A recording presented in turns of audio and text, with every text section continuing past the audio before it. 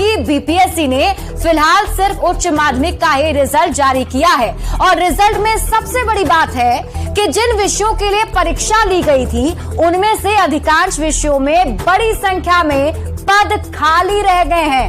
हिंदी की बात करें तो 3221 पद पर बहाली होनी है, जिसमें से सिर्फ 525 अभ्यर्थी पास हुए हैं, यानी सीटों के सिर्फ 16% से कुछ ज्यादा अभ्यर्थी ही पास हुए हैं और 83% से ज्यादा सीटों पर हिंदी के योग्य शिक्षक मिले ही नहीं।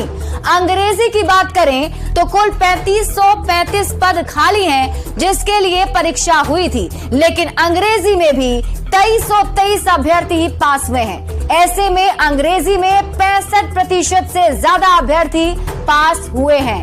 उर्दू में बात कर लें तो 1749 पद खाली हैं, लेकिन सिर्फ 165 अभ्यर्थी ही परीक्षा में शामिल हुए थे और उनमें से 145 अभ्यर्थी पास हुए हैं। ऐसे में अगर देखा जाए तो उर्दू के लिए सिर्फ करीब 8% अभ्यर्थी पास हुए हैं और करीब 92% सीट खाली रह गई है। वहीं मैथिली में 158 पद पर बहाली के लिए परीक्षा ली गई थी, जिसमें से सिर्फ 48 अभ्यर्थी पास हुए हैं। ऐसे में मैथिली में करीब 70% सीट खाली रह गई है। संस्कृत की बात कर लीजिए। संस्कृत में 1289 पद के लिए परीक्षा ली गई थी, जिसमें से सिर्फ 258 अभ्यर्थी ही सफल हुए हैं। ऐसे में साफ है कि लगभग हर विषय में बड़ी संख्या में पद खाली रह गए हैं। हालांकि बीपीएससी ने कट ऑफ मार्क्स में 5% की छूट भी दी है, जो सभी वर्गों के लिए लागू होगा।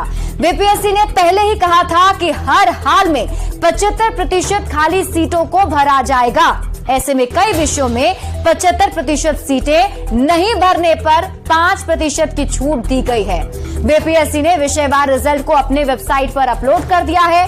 रिजल्ट जारी होने के साथ ही सफल अभ्यर्थियों को जिला भी आवंटित किया जा रहा है। ही ज्वाइनिंग प्रक्रिया भी शुरू हो जाएगी।